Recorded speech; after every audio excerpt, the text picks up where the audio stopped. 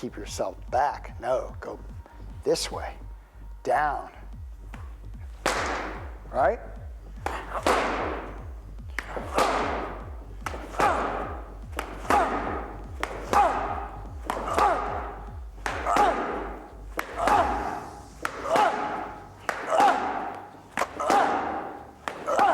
Good. That's good, right? Now go the other one. Turn all the way through.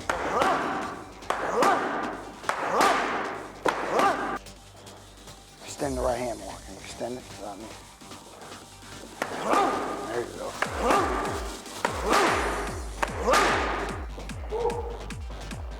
Good work. Today's video, I have a video for you guys talking about how to counter the left hook to the body. And we've covered how to counter the left hook to the body in other videos. We're going to cover another way today. And one of the other videos that I talked about with elbow blocks is countering it with a right uppercut. So in other words, I throw a left hook to his body, and he comes right Danny, I throw it to Danny's body, and he comes right with a right uppercut to my head. Today what we're going to talk about is just coming back with the same block, but just you can come right back and throw a straight right hand to the head. Okay? So in other words, I go here, and he could just throw that right hand right there. He's throwing it right on the inside of my hook. I'm throwing a left hook here, and he could cut, that's it, real short. Depending upon how far I throw it from, okay? That's why a lot of times this shot can be a great shot that we did cover before, because I'm in close and he just throws it there, right? An uppercut. The uppercut, right? It's right there because I'm in tight. You're in tight. When you're in tight, that is preferable because it's going to be harder to throw. You know, Joe Louis can knock people out with 6-inch punches, 4-inch punches, but I'm in tighter, so it's a little harder for him to throw that straight right hand, but he could still do it. He could get a good shot right there and throw the right hand, okay? But this punch here is for a little bit further distance. If a guy tries to throw the left hook from a distance, not from too far a distance, he could throw, the further distance would even be better for this punch, but even from mid-range distance, he throws the left hook, he can shoot that right hand right down the pipe right there. So he's dropping, and he's really getting that drop, and then he's shooting that right hand, okay? He's here, and boom, he's shooting that thing. Here, and bam.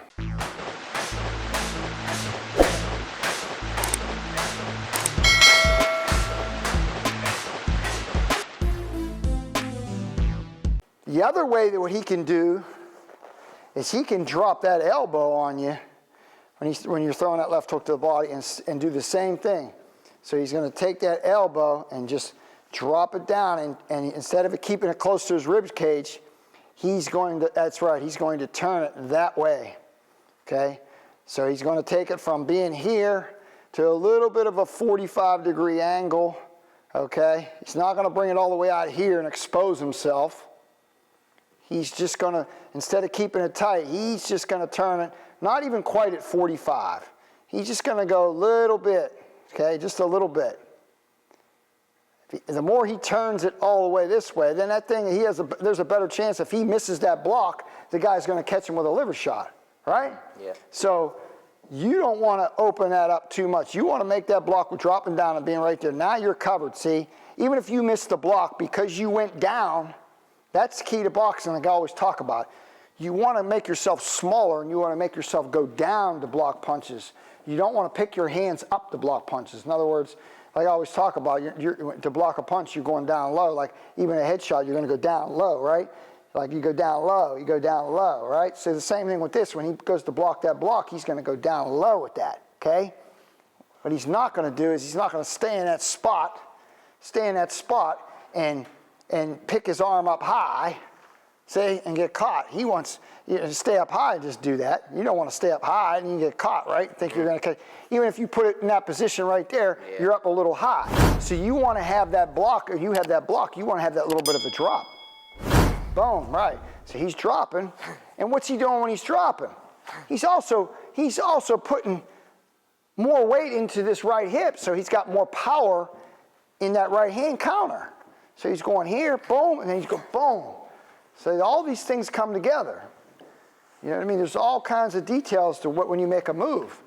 it's not just the move, it's the detail of the move and how you do it, how you execute it. So he goes here and he drops down, and now he's really got a strong right hand right there. If he just put his elbow out there at 45, I could still get it in there. If he picks it up higher than that, it's really going to get in there. Even if he just turns it just a little bit, I could slide it in there. He needs to drop his hips when he throws that block. When he does that block, he needs to drop his hips. See that? He dropped his hips. That's it. Push his butt back. That's the key to a lot of things in boxing, is dropping your hips to get more power into the punches. To make yourself a smaller target, you drop the hips. So on the pads, how you can practice that is, I can be mid-range distance, long distance, and me and him can just work at it. And he's trying to execute that block. We'll go with the first block where he keeps his elbow close to his rib cage and he just blocks it and shoots it. Blocks it and shoots it. That's it.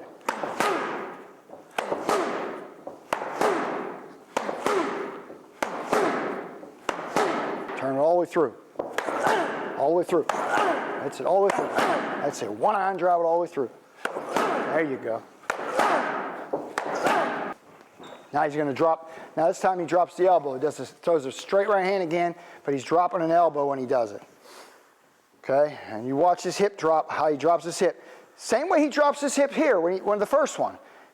Boom. See his butt drop? Pushes his butt back out. It's a hip drop, and then he's got all that power into that right hand. Same thing when he does the elbow block. When he drops the elbow. That's it. So he's there.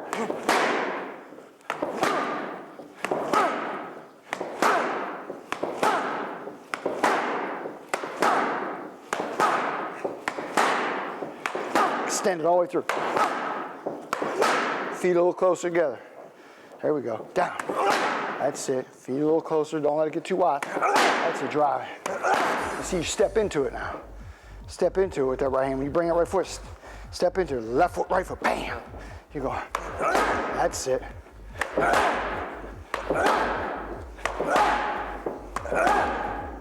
That's it. Feet a little closer. Boom. There we go. That's it. Beautiful.